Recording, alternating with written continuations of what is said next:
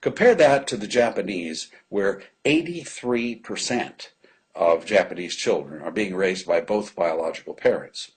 So I didn't know how to measure this. I wanted to quantify all these factors, and I thought the best measure would be children who come from single-parent families, because the statistics here are just really unusual. Children in single-parent families compared to two-parent families, they graduate from high school less frequently, they suffer more addictions, they suffer more abuse, they are twice as likely to become alcoholic, they are 3 times more likely to have a baby out of wedlock, they are 5 times more likely to commit suicide, 5 times more likely to fall into poverty, 12 times more likely to be incarcerated. So this megatrend is really quite serious. It starts around 12% in 1968 and comes up to close to 30% presently. There are different ways of calculating this. Some people say it's 41%, but this is a measure of social pathology, and it's something that we are not fully conscious of. Fourth, the emergence of perverse and bizarre entertainment. Well, I thought I would look at 4 things here in my book: trash TV, reality TV, violent video games, and pornography. And I didn't realize that the United States is the largest producer of pornography in the world. I didn't realize that. The number of pages on the internet has increased 20-fold since 1999. It is about 248 million pages of porn on the web.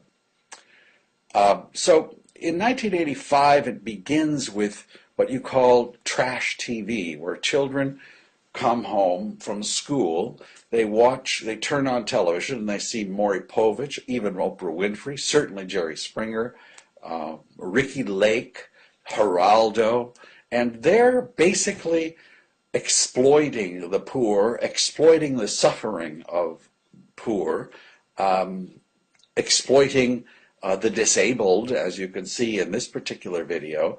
Children are watching programs in the 4th grade. They come home and they see a program on incest.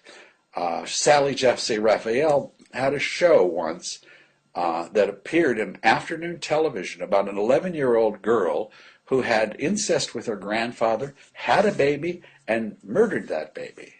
That's great entertainment for a 4th grader. Now take a look at those people. That group of people represents about between 14 and 20 million Americans who are vicariously participating in their own couch potato Roman Colosseum.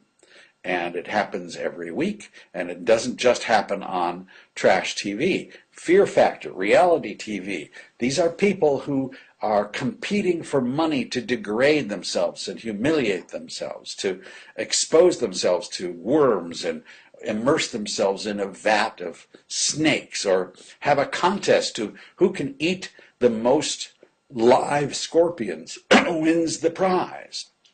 And again, it's vicarious enjoyment for rather perverse interests. I decided to measure this in terms of the sale of violent video games. If I used pornography, it would be simply too inflated.